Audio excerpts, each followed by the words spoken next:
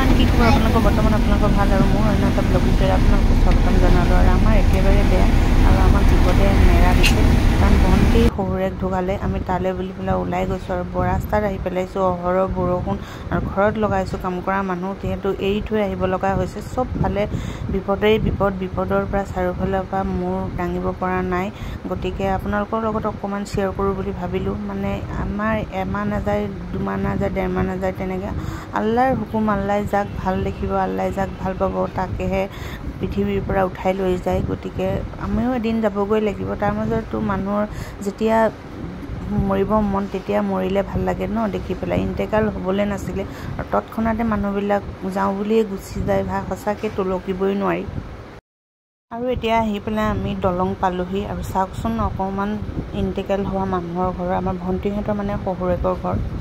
তাৰে অকণমান দৃশ্য দেখুৱাই দিছোঁ বহুতেই বেয়া লাগিছে মানুহজনে আমি আহিলোঁ বুলি ক'লে বহুত মানে মৰম কৰিছিল দেই বহুত খুচুৰিয়াল আছিল মানুহজন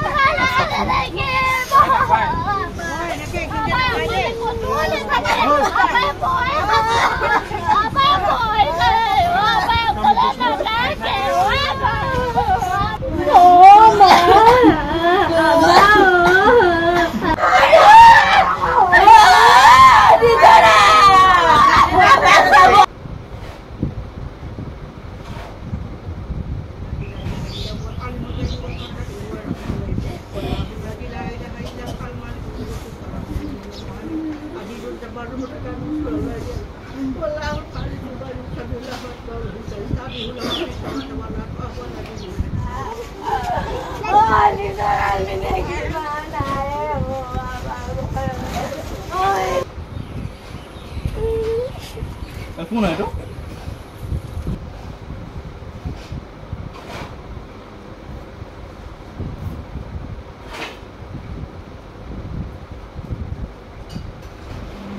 আৰু তেনেকৈ আমি নানীহঁতৰ ঘৰত আহিলোঁ এজনী মামাৰ ছোৱালী বাপেক বাহিৰত থাকে সেইটো কাৰণে তাইক অকণমান দেখুৱাম বুলি ধৰা আৰু এইজন দেখিছেনে মোৰ মামা হয় 2001 চনত গুলি লাগি কাশ্মীৰ যুদ্ধত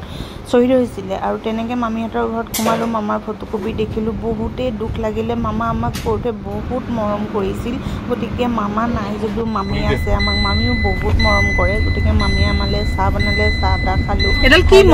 অকণমান কথা পাতিলোঁ কথা পাতি লৈ পেলাই ঘৰলৈ বুলি আকৌ আহিলোঁ মামী এনেকৈ চাহ বনাইছে মই বহি মামীৰ লগত কথা পাতিলোঁ আৰু বিশেষ কাৰণ একো নাছিলে আমি এতিয়া ৰাতি হৈয়ে গ'ল ঘৰলৈ বুলি পেলাই ওলাই দিলোঁ আৰু হাজবেণ্ডে ল'ৰাক মানে মোৰ মায়ে কিবা কিনি দিছিলে মোক খুলিব দিছিলে মই নোৱাৰিলোঁ ল'ৰা